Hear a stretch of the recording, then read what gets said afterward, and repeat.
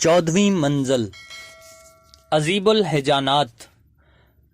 منزل بیضہ سے روانہ ہو کر جناب سید الشہداء نے عزیب الحجانات کے مقام پر قیام کیا۔ تھوڑے فاصلہ پر حر نے بھی اپنے سپاہیوں سمیت قیام کیا۔ اسی منزل پر کوفہ سے آتے ہوئے 4 آدمی اپنی اپنی سواریوں پر سوار وارد ہوئے اور ان کے ہمراہ نافع بن حلال بجلی کا کامل نامی ایک کوتل گھوڑا بھی تھا۔ یہ 4 شخص عمر بن خالد سیداوی، اس کا غلام سعد، مجمع بن عبداللہ مزہجی اور ایک اور شخص تھے، اور 5ویں بزرگ جو ان کے دلیل راستہ بتانے والے تھے وہ ترماح بن عدی تھے۔ جب یہ لوگ امام علیہ السلام کی خدمت میں حاضر ہوئے تو حر یہ کہتے ہوئے کہ یہ اہل کوفہ ہیں، اس لیے میں ان کو گرفتار کرتا ہوں یا کوفہ بھجواتا ہوں، آگے بڑھا، مگر امام علیہ السلام نے یہ فرما کر کہ اب چونکہ یہ لوگ میرے پاس پہنچ گئے ہیں لہٰذا یہ میرے انہی اعوان و انصار کی طرح ہیں جو پہلے سے میرے ساتھ آئے ہیں، لہٰذا اب یہ میری حفاظت میں ہیں۔ یہ سن کر حر رک گیا۔ اس کے بعد جناب امام حسین علیہ السلام نے ان سے اہل کوفہ کے حالات دریافت کیے۔ مجمع بن عبداللہ نے کہا، جہاں تک بڑے آدمیوں کا تعلق ہے ان کو بڑی بڑی بھاری رشوتیں دے دی گئی ہیں اور مال و دولت کے ذریعہ ان کی ہمدردیاں حاصل کی گئی ہیں، اس لیے وہ سب کے سب آپ کے برخلاف ہیں۔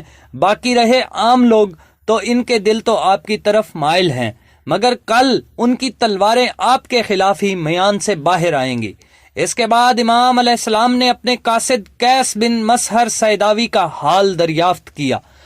انہوں نے اس کی شہادت کی پوری کیفیت بیان کی۔ امام علیہ السلام آپ دیدہ ہو کر قرآن پاک کی آیت تلاوت کرنے لگے۔ بعد ازاں ان کے حق میں یہ دعا کی، بار الہ ہمارے اور ان کے لیے جنت کو قیام گاہ بنا اور ہمیں اور ان کو اپنی رحمت کی قرار گاہ اور اپنے ثواب کے پوشیدہ خزائن میں اکٹھی جگہ عطا فرما۔ پھر ترماح بن عدی نے خدمت امام میں عرض کیا، میرے آقا آپ علیہ السلام کے ساتھ تو کوئی آدمی ہی نہیں، آپ کے ساتھ تو اگر صرف یہی لوگ حر اور اس کے لشکری ہی جنگ کریں تو کافی ہوں گے، حالانکہ میں نے کوفہ کے باہر اس قدر لشکر کثیر دیکھا ہے کہ اتنا بڑا لشکر اس سے قبل میری آنکھوں نے نہیں دیکھا ہوگا۔ میں نے اس سے اجتماع کا سبب دریافت کیا تو مجھے بتایا گیا کہ یہ اس لیے جمع کیا گیا ہے کہ یہاں اس کا جائزہ لیا جائے گا اور پھر اسے حسین علیہ السلام کے ساتھ لڑنے کے لیے بھیجا جائے گا۔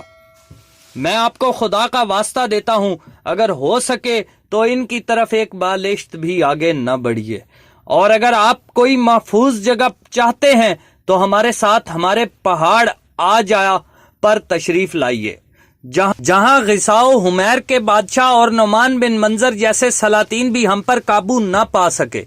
میں ذمہ داری لیتا ہوں کہ ہفتہ عشرہ کے اندر بنی طے کے پورے 20,000 آدمی آپ کی نصرت کے لیے حاضر ہوں گے، اور جب تک ان کا ایک متنفس آدمی زندہ ہے کوئی دشمن آپ تک نہیں پہنچ سکے گا۔ امام علیہ السلام نے ترماح کی اس پیشکش پر اسے اور اس کی قوم کو دعائے خیر دی اور یہ فرما کر اسے قبول کرنے سے معذرت چاہی کہ ہم اس قوم اہل کوفہ سے عہد و پیمان کر چکے ہیں، اس کی موجودگی میں ہم کسی اور طرف نہیں جا سکتے، نہ معلوم ان کا اور ہمارا معاملہ بالآخر کہاں تک منجر ہو۔ ترماح نے امام علیہ السلام سے اس قدر مہلت طلب کی کہ وہ گھر جا کر اپنے اہل و عیال کو خرچ خوراک پہنچا آئیں، پھر جلدی آپ کی خدمت میں نصرت کے لیے حاضر ہو جائیں گے۔ چنانچہ امام علیہ السلام نے ان کو اجازت دی، اگرچہ حسب وعدہ ترماح بہت جلد اپنے اہل و عیال کو خرچ پہنچا کر واپس آئے، مگر جب وہ اسی مقام عزیب الحجانات پر پہنچے تو ان کو اطلاع ملی کہ حضرت امام حسین علیہ السلام شہید کر دیے گئے، اس لیے وہاں سے واپس 15ویں منزل قصر بنی مقاتل۔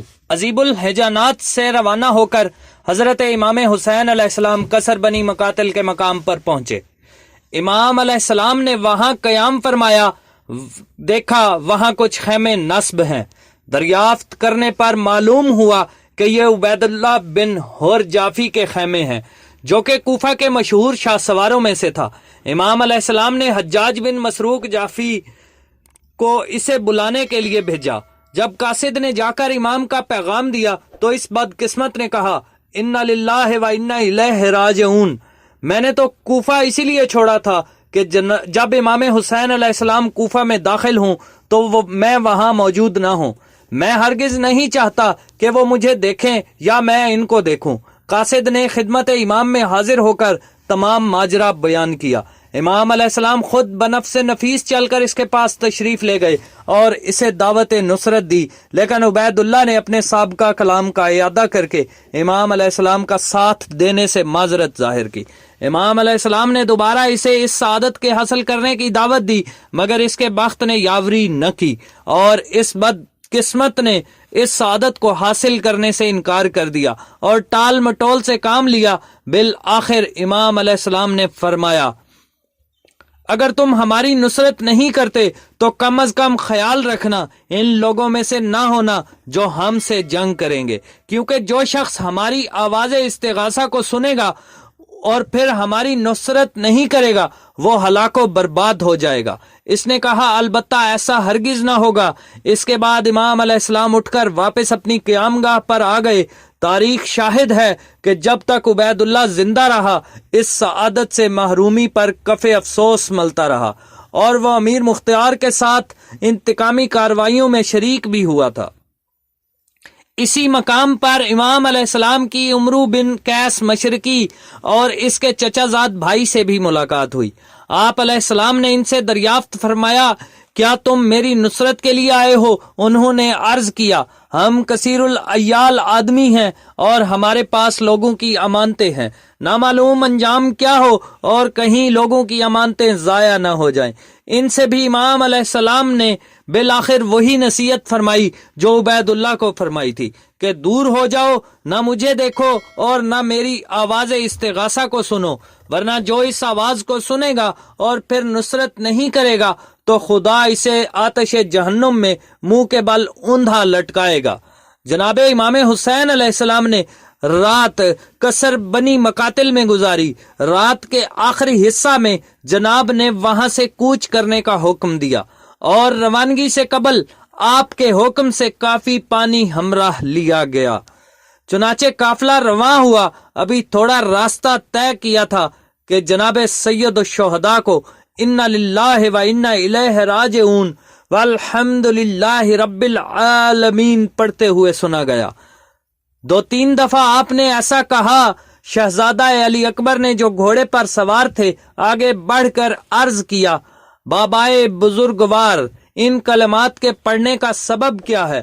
آپ علیہ السلام نے فرمایا ابھی ابھی گھوڑے پر میری آنکھ لگ گئی تھی، میں نے عالم خواب میں ایک سوار کو دیکھا جو یہ کہہ رہا ہے کہ یہ لوگ تو چل رہے ہیں اور موت ان کی طرف آ رہی ہے، پس میں نے معلوم کر لیا ہے کہ ہمیں موت کی اطلاع دی گئی ہے۔ یہ سن کر شہزادہ نے عرض کیا اے پدر بزرگوار، خدا آپ کو کبھی کوئی برائی نہ دکھائے، کیا ہم حق پر نہیں ہیں؟